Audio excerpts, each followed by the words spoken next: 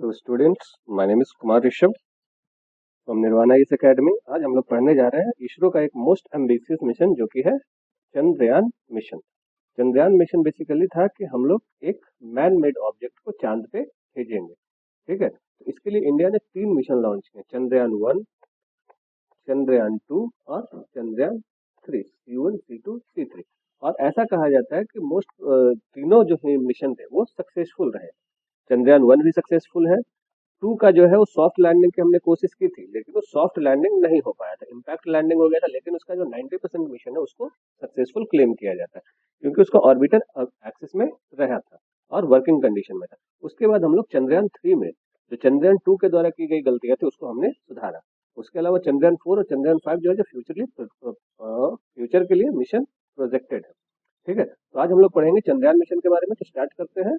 तो चंद्रयान प्रोग्राम क्या है? तो लूनर सरफेस और मिनरल कंपोजिशन को स्पेशली स्टडी करने का एक मिशन है, जिसमें हम लोग फाइंड करने का कोशिश करेंगे कि चांद पे वाटर रिसोर्सेज की अवेलेबिलिटी है या नहीं है। ठीक है, तो चंद्रयान 1 जो है उसमें क्या किया था कि उसने एक्सप्लेन किया। तो चंद्रयान के लिए जो हम लोग रॉकेट यूज करते हैं वो हम यूज करते हैं PSLV, जिसको वर्कहॉर्स ऑफ इसरो भी बोलते हैं। ठीक है, तो इसमें क्या होता है कि मल्टीपल इंजन सिस्टम होता है, फर्स्ट सेकंड इस तरीके से। और यहाँ पे इस जगह पे ये होता है चंद्रयान का बेसिकली जो सैटेलाइट है वो यहाँ पे कैरी होगा। इसमें भी क्या है, ये वाला है लैंडर और रोवर। ठीक है, तो ये है पूरा हमारा चंद्रयान मिशन। ठीक है, अब हम लोग स्टार्ट करते हैं आगे। तो चंद्रयान भेजने के लिए जब हम PSLV को भेजते हैं तो उसको हम लोग पोलर लॉन्च ऑर्बिट में डाल देते हैं। वहां से चक्कर लगाते हुए फिर फाइनली चांद के ऑर्बिट में चला जाता है। और उसी तरीके से चक्कर लगाते हुए जब वो नियरेस्ट पॉइंट पे पहुंचता है तब वो वहां से सॉफ्ट लैंडिंग के लिए रोवर को और लैंडर को ड्रॉप करते हैं। तो लैंडर का नाम है विक्रम लैंडर और रोवर का नाम है प्रज्ञान रोवर। अब हम लोग जानते हैं चंद्रयान 1 के कुछ बेसिक्स। तो इसके लिए जो लॉन्च व्हीकल था वो था PSLV XL। ठीक है, ये सिर्फ एक ऑर्बिटर मिशन था। ये 10 महीने के लिए किया गया था। और इसमें क्या था कि H2O यानी कि वाटर मॉलिक्यूल के प्रेजेंस को जस्टिफाई किया गया था, वेरीफाई किया गया था कि मून पे वाटर है। तो चंद्रयान को सफलतापूर्वक भेजने के बाद इंडिया जो है जो चौथा कंट्री बना जिसने मून के पास अपना स्पेसक्राफ्ट भेजा हो। उसके बाद हम लोग आते हैं चंद्रयान 2 के बारे में। तो इसमें 3 कंपोनेंट है, ऑर्बिटर, लैंडर और रोवर। तो ऑर्बिटर वाला मिशन था वो सक्सेसफुल था।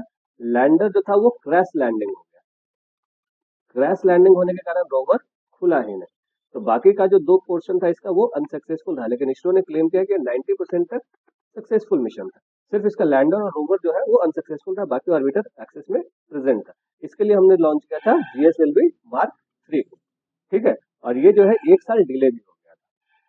ठीक है, इसमें हाई रेजोल्यूशन लूनर मैपिंग को यूज किया गया है।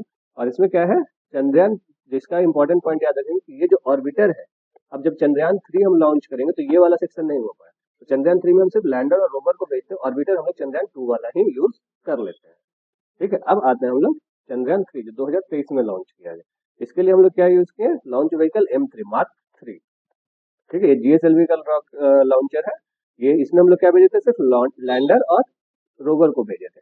ठीक है, इसमें क्या हुआ कि हम लोग लूनर साउथ पोल पे लैंडर को सॉफ्ट लैंडिंग करवाने वाले पहले देश बने। ठीक है, और चौथे देश बने जो सॉफ्ट लैंडिंग करवाया हो मून पे। ठीक है, उसके अलावा इसका साइंटिफिक आउटकम क्या निकला कि सल्फर को डिटेक्ट किया है, सरफेस टेम्परेचर वेरिएशन को बता पाया और मून क्वेक्स को बता पा रहा है। तो अब हम लोग आज जानते हैं प्रज्ञान रोवर के बारे में। इसका वेट 26 kg था और ये basically chemical composition and analysis के लिए यूज किया जाता है। तो ये है रोवर। ठीक है, जिसमें सोलर पावर्ड होते हैं और इसमें अलग अलग फीचर्स के लिए यूज किए जाते हैं। ठीक है, ये स्टडी करेगा और इसका स्पीड बेसिकली 1 सेंटीमीटर पर सेकंड के स्पीड से लूनर सरफेस पे क्रॉल कर रहा था। तो अब साउथ पोल इंपॉर्टेंट क्यों है, क्यों हम लोगों ने साउथ पोल नहीं चुना? तो हमने इसलिए चुना है क्योंकि वहाँ पे high probability of water in ice form है। ठीक है, उसके अलावा क्या है, परमानेंटली शैडोड क्रेटर। यहाँ पे क्या है कि ये डार्क साइड ऑफ मून इसको बोलते हैं। डार्क साइड ऑफ मून कहने का मतलब क्या है कि यहाँ पे सनलाइट नहीं पहुंच पाता, तो इसलिए यहाँ पे शैडोड क्रेटर रहे वोल्केनिक इरप्शन वाले। ठीक है, ये अर्थ से कभी दिखता ही नहीं है लूनर साउथ पोल। ठीक है, यूजफुल फॉर ह्यूमन मिशन है, काफी यूजफुल है ह्यूमन मिशन के लिए, इसलिए हम लोग इसको पढ़ रहे थे। ठीक है, जानने के लिए हमने साउथ पोल पे लैंडिंग करवाई। अब है सिग्निफिकेंस ऑफ चंद्रयान मिशन। ठीक है, तो ये वाटर मॉलिक्यूल्स को खोजने के लिए था, मिनरल मैपिंग करता और लूनर इवोल्यूशन को समझता। टेक्नोलॉजिकल में क्या था कि इंडिजिनस था, सॉफ्ट लैंडिंग के लिए हम लोग किया था, और मोबिलिटी सिस्टम में हम लोग रोवर को यूज कर रहे हैं। ठीक है, ये स्पेस में इंडिया के प्रेस्टीज को बढ़ाता है, प्लेनेटरी मिशन है कैपेबिलिटी के साथ, और फ्यूचर ह्यूमन मिशन के लिए भी काफी सही रहेगा, अच्छा रहेगा, इसलिए इसको हम लोग टेस्ट कर रहे थे। ठीक है। मून जो है वाटर और हीलियम का एक पोटेंशियल सोर्स है, इसलिए हम लोग इसको इकोनॉमिक पॉइंट ऑफ व्यू से भी काफी इंपॉर्टेंट था। ठीक है। तो चंद्रयान थ्रू में हमको क्या ऐसा इंपॉर्टेंट ब्रेक थ्रू मिला? तो चंद्रयान 2 फेल हो गया। ठीक है। इसमें क्या था कि लैंडिंग सॉफ्टवेयर में कुछ दिक्कत आ गया था, जिस कारण से 500 मीटर पहले ही हम लोग लैंड से 500 मीटर पहले ही उसका हम लोग कॉन्टैक्ट हो चुके थे। ठीक है। उसके अलावा चंद्रयान 3 जो है वो एक्सप्लोरेटरी सक्सेस को दिखाता और टेक्नोलॉजिकल मैच्योरिटी को भी दिखाता और मिशन रेजिलियंस के लिए काफी जरूरत था।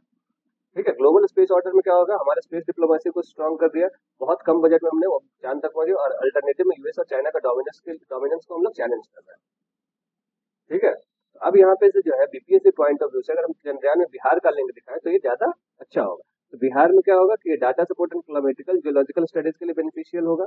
ठीक है। उसके अलावा ये स्टेम एजुकेशन को प्रमोट करने में हेल्प करेगा, और बेनिफिट बिहार में एग्रीकल्चर और फ्लड मैनेजमेंट में भी इसरो इसको अच्छे तरीके से यूज कर सकता है। बेसिकली इसरो की टेक्नोलॉजी को हम लोग बिहार में एग्रीकल्चर और फूड मैनेजमेंट में यूज कर सकते हैं।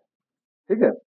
अब इसमें चैलेंजेस क्या है, तो कम्युनिकेशन डिले होता है, एक्सट्रीम टेराइन होता है, और thermal management at South Pole काफी मुश्किल हो जाता है। बेसिकली ये मून है, ये वाला सरफेस जो है, जो इधर साइड जो है ये वाला पोर्शन, ठीक है, मून का अगर हम पोल लेते हैं नॉर्थ पोल और साउथ पोल, तो यहाँ पे थर्मल मैनेजमेंट काफी ज्यादा दिक्कत करता है। ठीक है। अब जो फ्यूचर मिशन है वो है हमारा चंद्रयान 4 मिशन, जिसमें हम लोग क्या कर रहे हैं कि चंद्रयान एक लूनर ऑर्बिट में भेजेंगे, उसके बाद वहां से वो सैंपल कलेक्ट करें और वापस अर्थ पे आएगा।